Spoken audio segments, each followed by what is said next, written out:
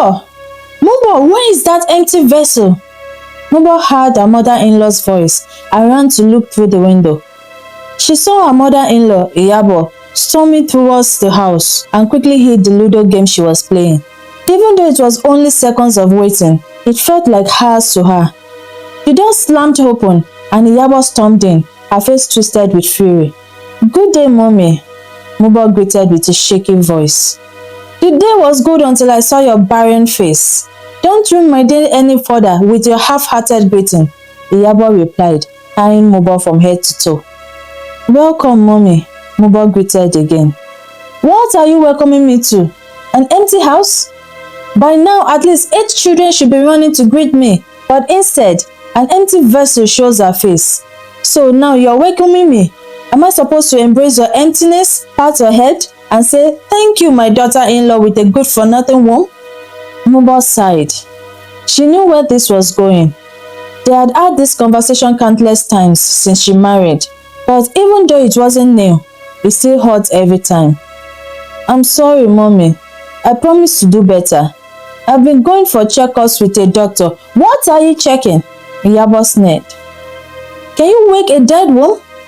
A soil that cannot germinate a seed needs to be excavated, and in that process, you should excavate yourself for my son's house. The next time I come here, I'm bringing a proper fighter woman for my son. If I find you here, I will bring down heaven on you." Iyabo stormed out just as Mubo's fourth cousin, Shikemi, returned from school. Shikemi was roughly pushed aside as Iyabo cursed under her breath. Mubo sat on the chair and burst into tears, while Shikemi rushed to her side. It wasn't the first time Shikemi had witnessed this scene since she was brought from the village to live with Mubo, and it broke her heart every time. She hugged Mubo and comforted her. "Auntie, don't be sad. You know Uncle's mother doesn't know how to say good things. She only says bad things, and my teacher at school said anyone who says bad things is a terrible person." "Really?" Mubo smiled. "So tell me, am I a good person or am I a bad person?" "You are not just good, auntie, you are the best," Shikemi said with a bright smile, giving Mubo a thumbs up, which made her smile warmly. "I love you, auntie, so don't cry." "It makes me sad too," Shikemi added as tears streamed down her face. "Don't cry, my dear. I promise I won't cry anymore," Mubo assured her and wiped her face. At midnight, Mubo lay in bed crying silently. Her husband heard her sniffing and woke up. "What's wrong, my love?" He tried to turn her to face him, but she refused. "Talk to me. Did my mother come here today?" Mubo wiped her tears. "No, she didn't. It's just that I'm scared, Ololade. What if one day you get tired of being patient and leave me for another woman?" Ololade held her close and said with a tender voice, "I've already told you. Having children is a plus. It doesn't mean much. I promise, Mubo, I will never leave you. We will have a child in God's time. Stop crying so much. It's affecting your health. Promise me you won't take another wife." "I told you, I don't have any interest in taking another wife," Ololade said firmly. "Even if your mother brings another wife for you?" Mubo asked, her fears showing through her wet eyes. "I knew it. My mother came here today. She will definitely hear a piece from me tomorrow," Ololade said, his chest heaving with anger. "Please don't fight with your mother. I don't want to be the cause of arguments between you two." Mubo tried to placate Ololade. "I won't sit here and watch her ruin my marriage and make you cry every time. Sleep and I will handle things." She nodded and turned back to sleep. Ololade hugged her from behind and whispered, "Happy birthday, my love. Let's have dinner this evening. I've booked a table for 2. This made Mubo smile and hugged him back. Still unable to sleep through the night, Mubo decided to take her worries to her only friend, Ranti. "What if my mother-in-law brings in another wife for Ololade? I know he says he won't marry another wife, but no one knows tomorrow. How many men can stay with a woman who can't give him a child?" Mubo pulled at her hair in frustration, her voice filled with anxiety. "You are the one who doesn't want to find a solution to your problem. I told you about Baba. There is no problem you bring to him that he won't offer a solution to. But you love wasting your time in church and money at the hospital. How many bridges and mountains have you climbed? How many failed IVFs have you wasted your money on? Ronti said. Mubo sighed and replied, I've lost count. But you know the home I come from. Visiting a palace is a no. Keep going around with your empty womb then. Stop bringing your problems to me because I have mine too, Ronti said harshly. Okay. You said he has solutions to every problem, right? Ronti nodded affirmatively. When should we go see him? Mubo asked. Tomorrow morning will be good. I have a lot to do today.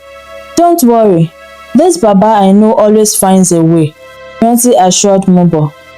Mubo walked absent-mindedly with Shikemi as they strode back from the market.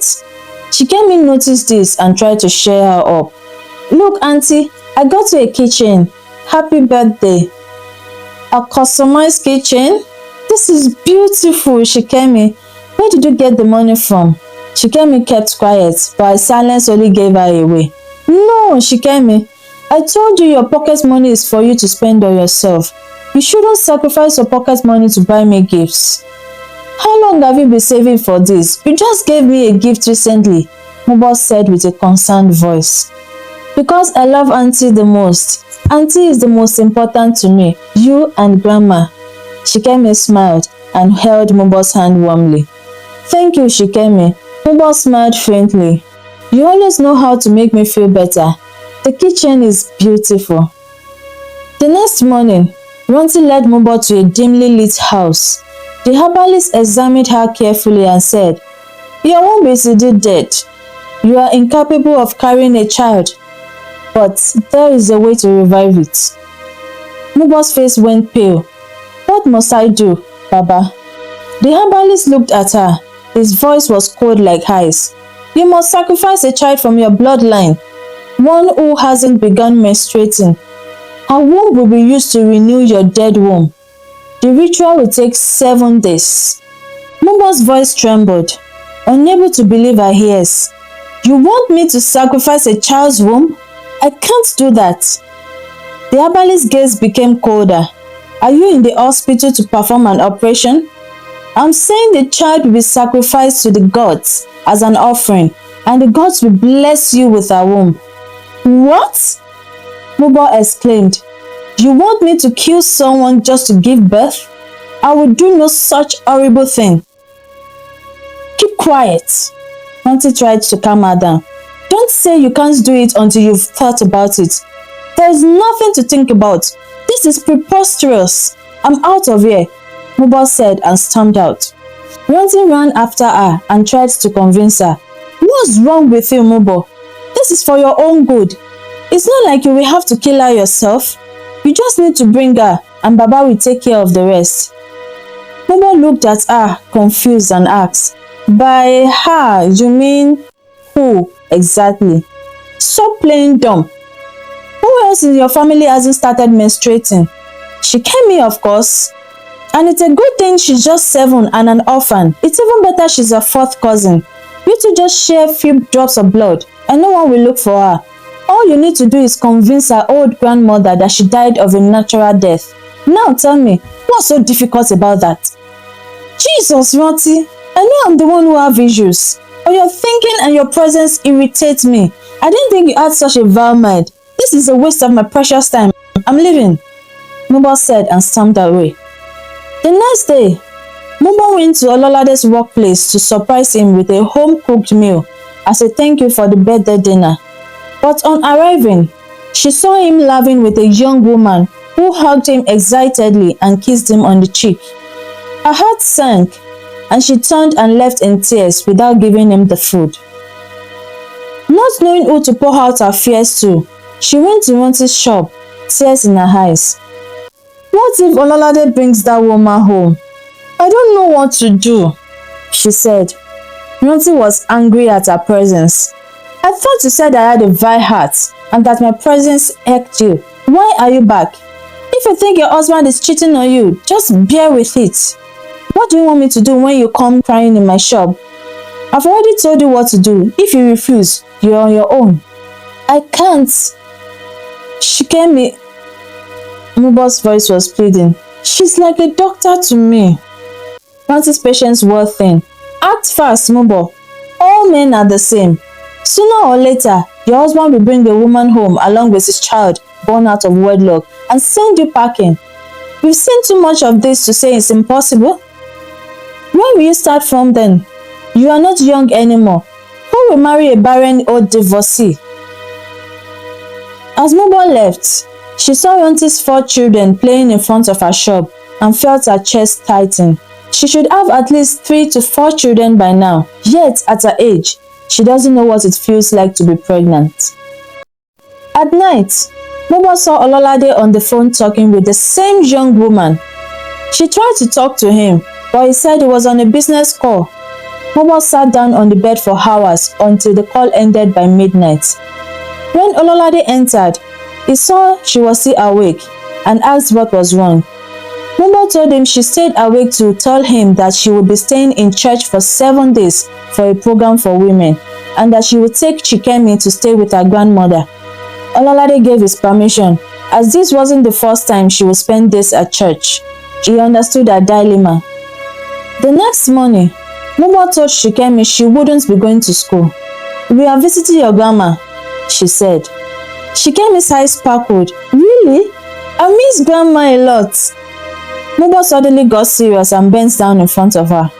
"Tell me, Chikemi, how much do you love Auntie?" "Very much," Chikemi said immediately. "Very, very, very much." Mubo sighed, sadness evident on her face. "And would you do anything for me?" "As long as it makes Auntie happy, I will do anything," Chikemi said with a broad smile. Mubo smiled bitterly and nodded. "Let's go.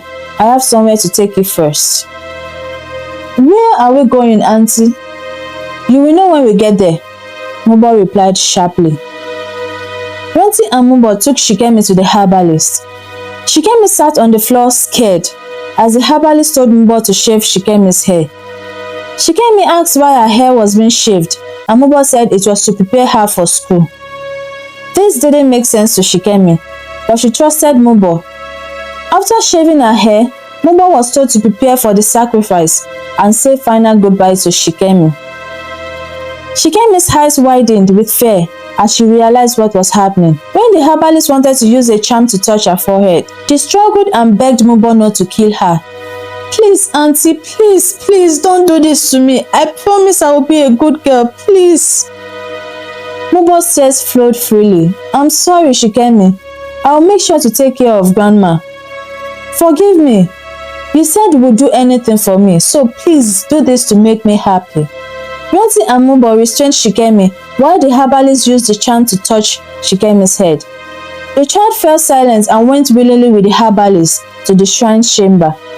Mubo was led to a different room to stay for 7 days. On the 7th day, after the ritual, the herbalist instructed Mubo to make sure to sleep with her husband that night. Mubo quickly returned home. But when she reached home, she saw Ololade was on a video call with a young woman from his office. She angrily stomped to him and told him to drop the call. Ololade, who didn't understand her sudden attitude, dropped the call and asked if someone made her angry in church. Mubo ignored his question and told him she needed him in bed, but Ololade said he was busy. She got up and asked if he was cheating because he was no longer attracted to her, or because she was unable to bear him a child. Ololade was surprised at her outburst and left his work to please his wife. The next day, Mubo traveled to Chikemi's village where her grandmother cried uncontrollably upon hearing of Chikemi's death by a hit-and-run motorcycle. She asked to see her body, but her neighbors, who came upon hearing her loud wails, told her it was an abomination to see her grandchild's body. Chikemi's grandmother's grief turned to suspicion. She felt Mubo was definitely hiding something from her, so she consulted an herbalist from her town, who revealed the truth about Chikemi's death. She was heartbroken and filled with rage. She vowed to take revenge on Mubo, who cut her granddaughter's life short. Mubo finally got pregnant, and both she and her husband were pleased with the news. Even her mother-in-law, Iyabo, rejoiced and started pampering her. 7 weeks into the pregnancy, she moved in to take care of Mubo. The gender reveal was lavish, and her mother-in-law was even more overjoyed that a baby boy was on the way. 7 months into the pregnancy, Mubo and Ololade discussed the name to give their son, and Pamilerin was Mubo's favorite. During the conversation, her husband asked if Shikemi was doing fine in the village. Mubo's heart pounded in her chest upon hearing Shikemi's name in a long time. But she pretended and lied that she just talked to Shikemi and that Shikemi said she wanted to stay with her grandma longer. 9 months came and she was expected to go into labor, but she didn't. They went to the hospital and the doctor assured them all was well, stating that some babies take 10 months to come out. 10 months passed with no sign of delivery. By the 11th month, she was admitted to the hospital. She was first induced into labor, but it had no effect on her, so they agreed on a cesarean section, that is, CS. She was prepared to be operated on, but her health suddenly deteriorated, and the doctors warned they couldn't guarantee she would survive the cesarean section. The husband disagreed with the CS against his mother Iyabo's wishes and took Mubo to another hospital. The result was the same. Over the period of 6 months, they went from one hospital to another, hoping they would find a place where she could be operated on without losing her life. Unable to wait any longer, Iyabo suggested they take Mubo to an herbalist. Ololade reluctantly agreed, but when they got there, the herbalist told them that if they operated on her, Mubo would surely die. So he gave them a concussion and told them to be patient. But after 2 months of taking the bitter, smelly concussion, Mubo still didn't give birth. Mubo could no longer wait and called her friend Ranti to take her to the herbalist they first went to. Ranti took Mubo to the herbalist, but upon reaching there, they got news that the herbalist had passed away a few days after their last visit.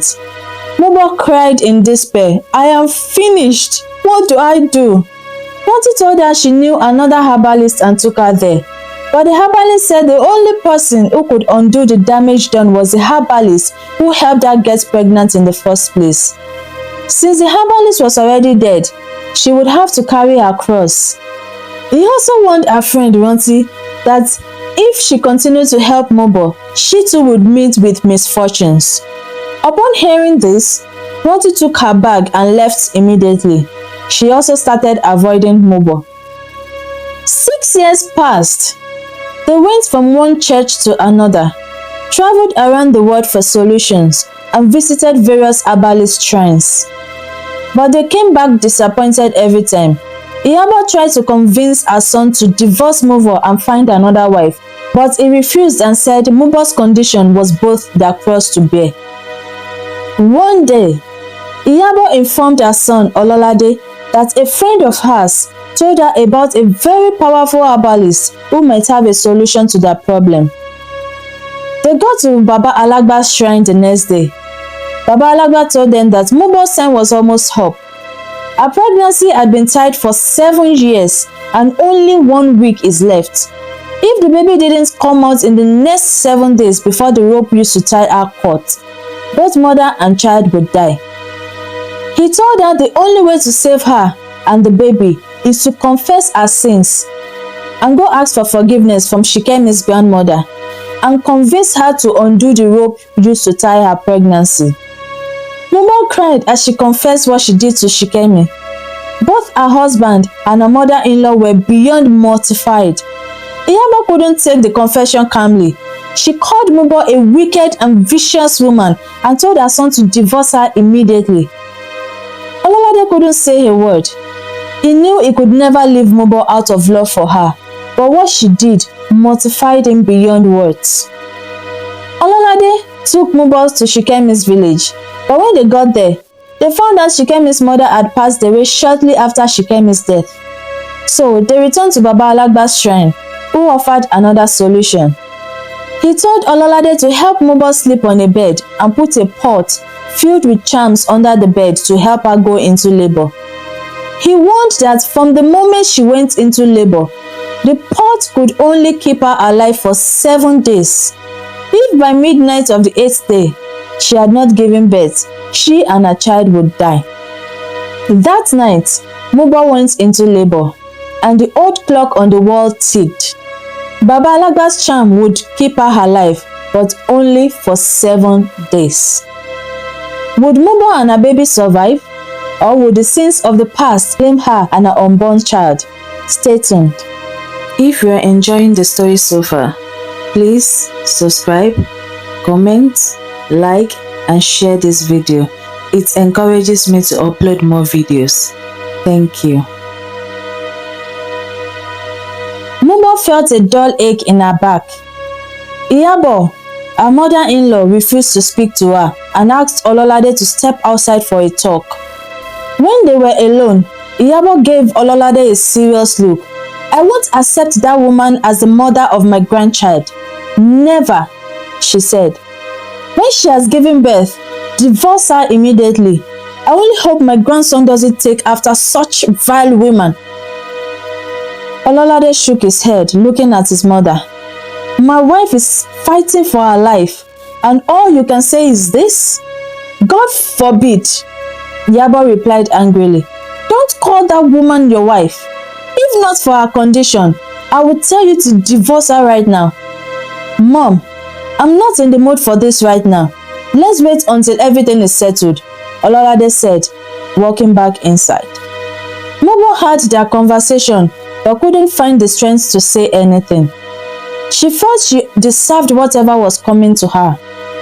The midwife entered with her apprentice and introduced herself as Iya Agbebi.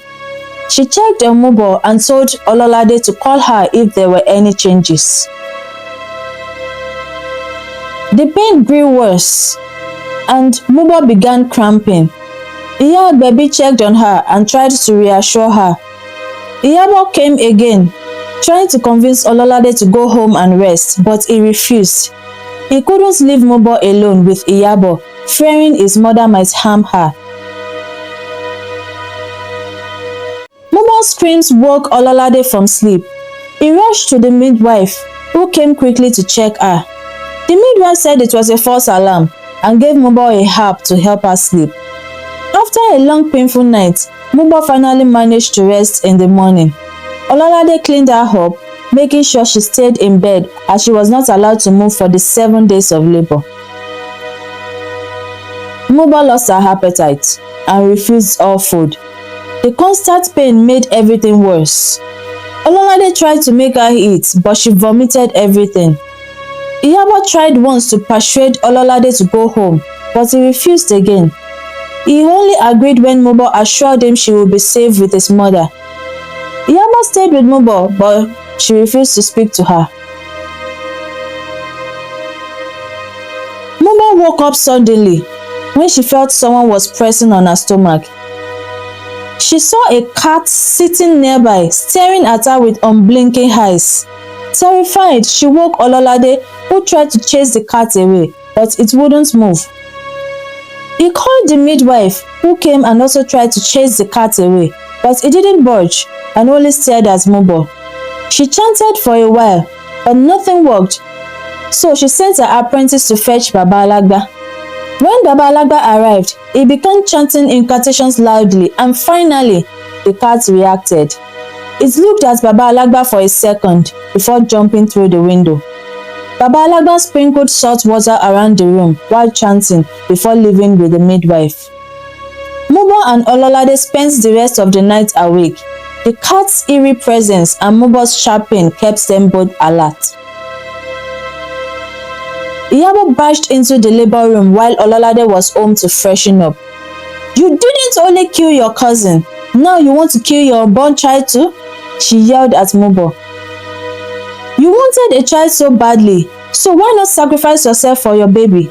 Since you married my son, all he has ever done is try to make you happy. Shouldn't you do the same for him?" Mubo cried bitterly from the pain and Iyabo's harsh words. "I'm sorry," she said weakly. "Don't just say sorry," Iyabo snapped. "If you still have a heart, do the right thing. If you could sacrifice that small girl who loved you so much, you should be able to sacrifice yourself for someone who loves you too. Don't be selfish. Mubo's heart ached as she thought of Shikemi's kindness and love for her. She felt she didn't deserve forgiveness. The intense pain from labor kept her from sleeping all day.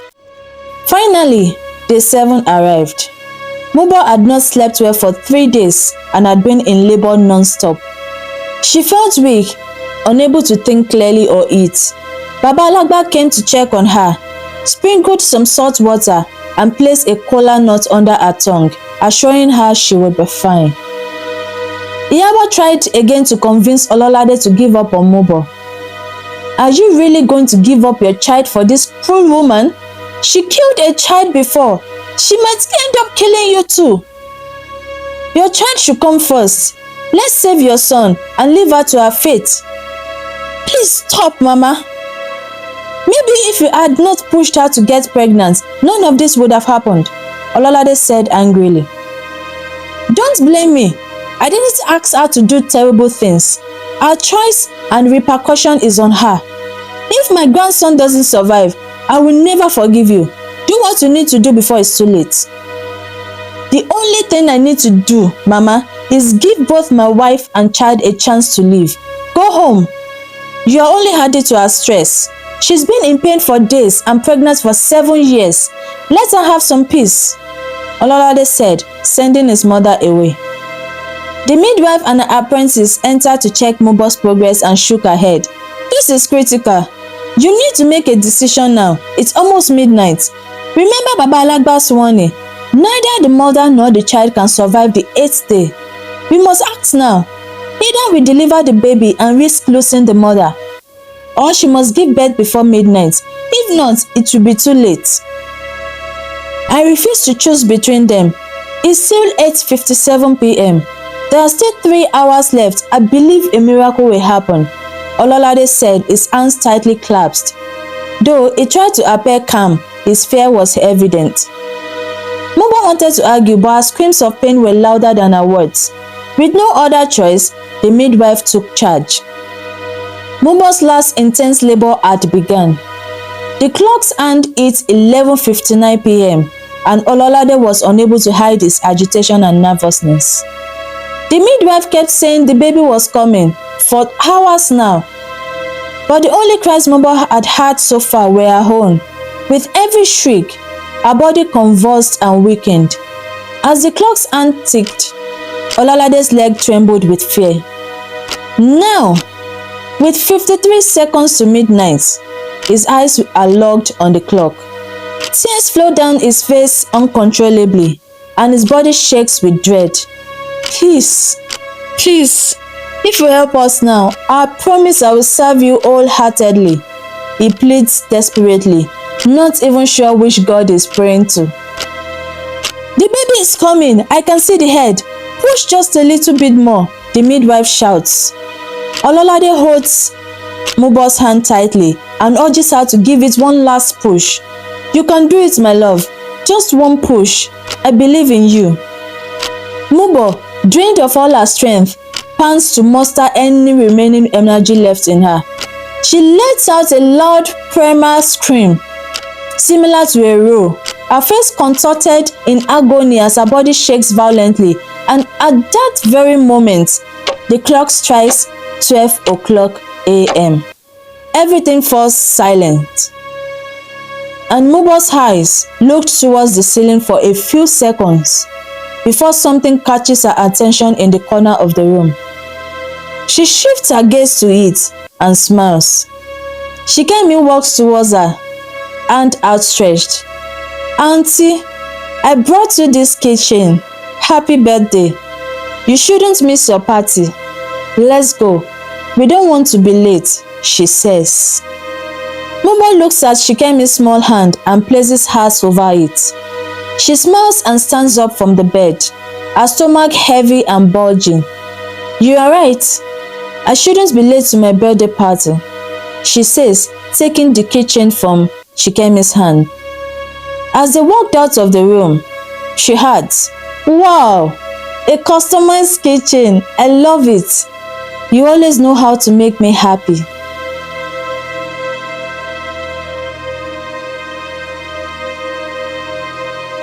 Thank you for watching. Bye bye.